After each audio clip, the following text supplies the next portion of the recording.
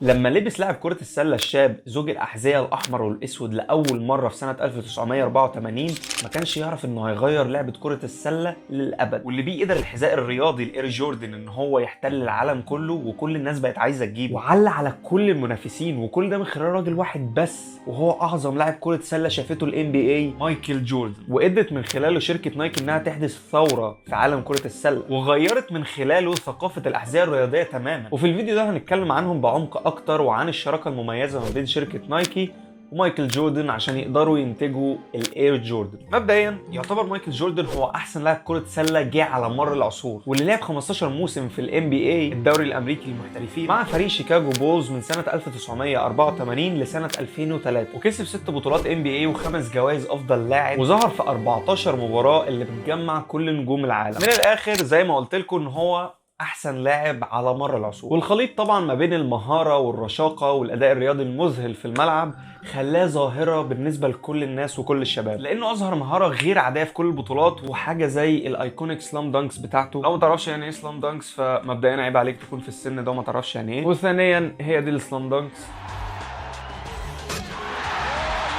وباي ذا واي مش سهله خالص زي ما انت تفتكر. نرجع للموضوع انه كان بيقدر يعمل سلام دانكس كانت بتحسس الجماهير انه بيقدر يوقف الوقت وهو في الهواء. جاذبيه جوردن والستايل المختلف بتاعه حولوه من لاعب كره سله عادي لرمز ثقافي في العالم كله، واللي طبعا خلى كل الشركات تتنافس انها عايزاه يكون الواجهه بتاعتها، خصوصا ان من اهم الحاجات بالنسبه للاعب كره السله هي الحذاء بتاعه. وفي سنه 1984 مايكل جوردن كان لسه مبتدئ، او زي ما بيقولوا روكي ده ان هو بيكون لسه ما لعبش اي مباراه في الان بي اي، بس بيكون في حاجه اسمها دوري الجامعات، وبعديها بيقدر يتاهل ان هو مثلا في فريق يشتريه او ايا كان، وكان اوريدي خلاص هيلعب في الان بي اي في فريق شيكاغو بولز. وطبعا زي ما قلت لكم ان هو من الاسماء الصاعده ولاعب واعد جدا، فسوني فاركو المدير التنفيذي لشركه نايكي حاول يتواصل مع مايكل جوردن، بس في الوقت ده سوني فاركو كان في ازمه كبيره جدا، والسبب في كده ان زي ما انتم عارفين ان اي شركه بيكون فيها اقسام مختلفه، واكتر قسم كان ناجح في نايكي هو قسم احذيه الجري، وكان بيجي منه اكتر ارباح، بس قسم احذيه كره السله كان يعتبر فاشل نوعا ما، ولو نايكي ما كانتش هتقدر تتم الصفقه دي كانوا هيقفلوا القسم ده تماما في نايكي. وفي الوقت ده كونفرس كانت بتمتلك 54%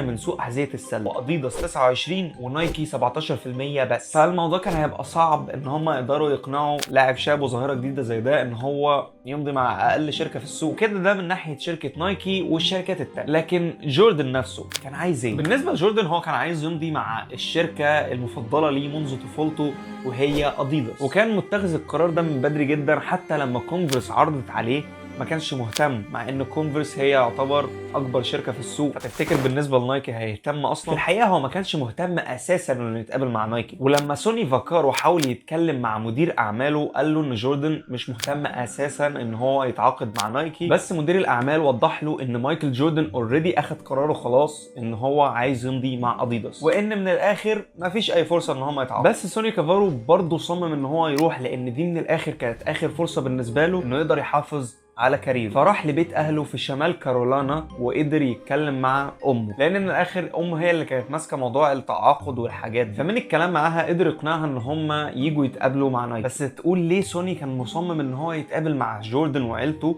مع ان الموضوع كان محسوم ان هو هيمضي مع اديداس ومش فارق معاه حتى اسم الشركه عامل ازاي، لانه يعتبر رفض كونفرس من الاول.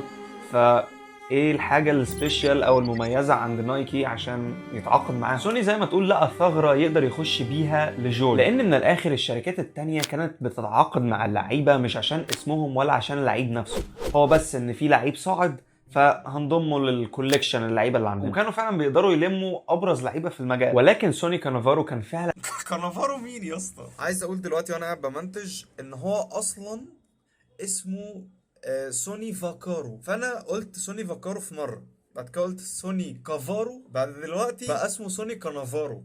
يعني غرف في داهيه اساسا، هي اتقالت اول مره صح، بعد كده خلاص بقى يعني نغير في اسمه شويه عشان اسمه ممل مثلا. هو اسمه سوني فاكارو مش كافارو ولا كانافارو، معرفش والله ما اعرف جت منين. ولكن سوني كانافارو كان فعلا مؤمن ان مايكل جوردن هيكون حاجه عظيمه جدا، فالشركات التانية اللي هي اديداس وكونفرس كانوا هيخلوه الوجه الاعلاني لخطوط انتاج اوريدي موجوده، يعني تصاميم موجوده من بدري. ولكن سوني قدر يقنع السي او بتاع شركه نايكي ان هم يعملوا خط انتاج مخصوص لجوردن، وان نايكي هتسمح لمايكل جوردن ان هو يشارك في تصميم الحذاء ده، وانها هتسوقه تحت اسمه هو بالتحديد، وبكده هم هيغيروا مع بعض مجال صناعه الاحذيه ده للابد. وده اللي غير فعلا راي مايكل جوردن واهله، وخلاص اقتنعوا ان هم يتعاقدوا مع نايكي، بس مع شويه تعديلات. ان فوق كل ده كمان هيجيبوا له عربيه مرسيدس، ان يكون ليه نسبه من الارباح اللي هتطلع من اي حذاء هيتباع حول العالم تحت اسم جوردن. والتصميم اللي اتعمل ده كان تصميم جديد تماما من نايكي، وحطوه تحت اسم اير جوردن. وفعلا في سنه 1984 مايكل جوردن مضى صفقه مدتها 5 سنين ب 250 ألف دولار في الموسم مع شركه نايكي. وعايز اقول لك ان شركه نايكي دفعت لجوردن اكتر من مليار و500 مليون لغايه دلوقتي من ساعه ما مضى معاهم. ونايكي مضت مع جوردن اصلا وهو كان لسه زي ما قلت لكم روكي مبتدئ، ما لعبش ولا مباراه في الام بي اي. عارفين هم ادوا له كل حاجه، التصميم الجديد، اسم الحذاء كان على اسمه، هم بس حطوا كل ثقتهم فيه. والشعار المشهور لاير جوردن اللي هو جامب مان جه من جلسه تصوير عملها مايكل جوردن لمجله لايف قبل ما يلعب للفريق الامريكي في اولمبياد 1984، والشعار ده اتضاف بعد فتره من التعاقد. واصدرت بعدها شركه نايكي خط الاحذيه الجديد اللي هو الاير جوردن 1 في سنه 1985 في ابريل. وكان اللي في دماغهم مثلا ان هم يحققوا في اول 3 سنين 3 مليون دولار، ولكن المبيعات تكسر الرقم ده بشكل مجنون عشان يحققوا اكتر من 150 مليون دولار في اول سنه بس. واللي ساعد في كده جدا هيمنه مايكل جوردن على كل الملاعب، وطبعا التصميم الجديد والمثير للجدل للاحذيه بتاعته. طب هو ليه مثير للجدل يا صاحبي؟ استنى بس، انت عملت سبسكرايب؟ اعمل سبسكرايب عشان تشوف الحلقات الجامده اللي زي دي، واعمل لايك برضه عشان اللايك بيساعد الفيديو ان هو يتشاف اكتر. وبسرعه عشان الحته اللي جايه دي مهمه.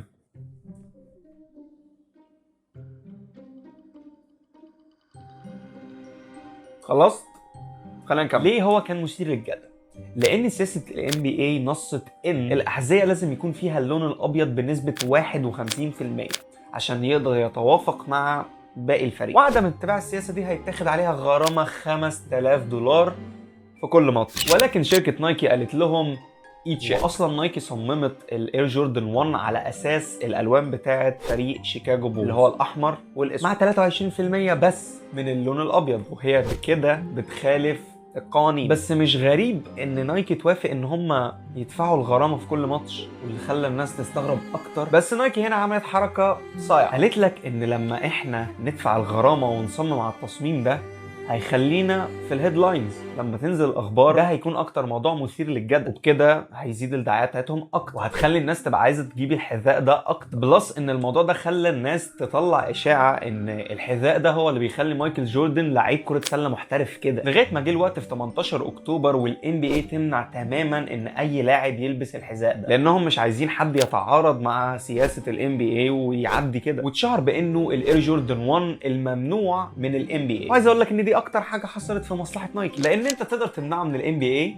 بس مش تقدر تمنعه من الشوارع، لان بالنسبه للشباب اللي زينا ان انت تلبس حاجه وهي ممنوع ان انت تلبسها نوعا ما feels good. واللي خلى الحذاء ده ساعتها ترند والشباب كلها بتشتريه، حرفيا اول ما بينزل منه باتش بتخلص على طول محدش بيلاقيه. ومثال بسيط على ده ان نايكي لما بدات تبيع الاير جوردن 1 راحت لاكبر موزع المحلات في امريكا وهم كانوا الفوت لوكر. فالفوت لوكر طلبوا منهم 5000 جزء من الاحذيه بس للمحلات كلها، ولكن في خلال اسبوع واحد بس طلبوا منهم 150,000 جزء من الاحذيه تاني، وباعت ساعتها نايكي اكتر من مليون حذاء وحققت اكتر من 150 مليون دولار ارباح. ومع مرور الوقت نايكي وجوردن قدموا نسخ كتيره جدا من الاير جوردن للاحتفال مثلا بلحظات مهمه في حياته المهنيه وحاجات زي كده، زي مثلا الاير جوردن 5 واللي اتعمل مخصوص لاول زياره لمايكل جوردن لليابان في سنه 1990، واللي اتعمل منه 150 جزء احذيه بس، واللي يخليه نادر جدا وحتى الكوليكتورز لغايه دلوقتي بيدوروا عليه. واللي قدرت الاير جوردن تخلي الليميتد اديشنز او الاصدارات المحدوده دي جزء قوي جدا من الاستراتيجيه بتاعتها، واللي بتمشي عليها لغايه دلوقتي، واللي بتقدر بكده انها تخلق الطلب عند الناس. يعني كل اصدار بينزل منه عدد محدود جدا وبتخلي الناس تدور عليهم، فاول ما بينزل اصدار حرفيا بيختفي من السوق. واير جوردن دلوقتي هي انجح علامه تجاريه بالنسبه لنايكي، وحققت في سنه 2022 بس ايرادات اكتر من 5.2 مليار دولار. مايكل جوردن دلوقتي ثروته تتخطى ال 2 مليار دولار، حقق ارباح من الاير جوردن في سنه 2022 بس اكتر من 256 مليون دولار، واقل سعر دلوقتي من الاير جوردن 1 الممنوعه 26500 دولار. وحاليا الستات بيمثلوا 24% من المشترين للجوردن، وتعاونت اير جوردن مع كتير من العلامات التجاريه والفنانين زي دريك، بيلي ايليش، دي جي خالد، امينيم، نيكي ميناج، مارك والبرج. وبعد التعاون مع الرابر ترافيس سكوت في سنه 2017 اشترك في التصميم من التصاميم المكرره زي الاير جوردن 1 و4 و6. تعاونت برضه مع ماركات ازياء وانديه كره قدم وعلامات تجاريه زي اوف وايت وديور وسوبريم، وانديه كره قدم زي باريس سان جيرمان. فوق كل ده الاير جوردن ظهرت في كتير من الافلام زي فيلم دو ذا رايت ثينج في 1989، وفيلم هي جوت جيم في 1998، وفيلم وايت هاوس داون في 2013. وطبعا الافلام المفضله بالنسبه لي وبالنسبه لكل المارفل فانز واللي كان فعلا علامه مؤثره في الفيلم واللي خلتني انا شخصيا احب اجيب الاير جوردن، وهي افلام سبايدر مان انتو ذا سبايدر فيرس في 2018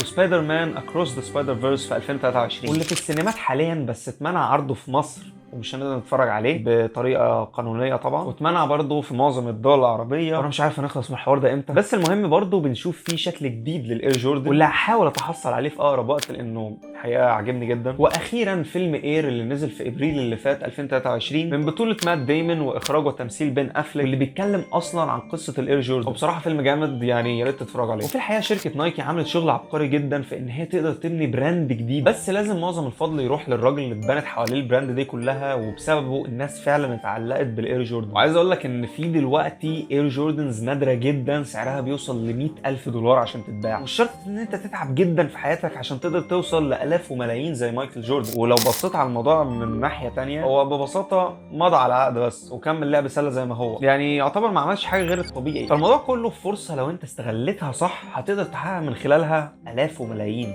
واكبر اثبات على كلامي الفيديو ده.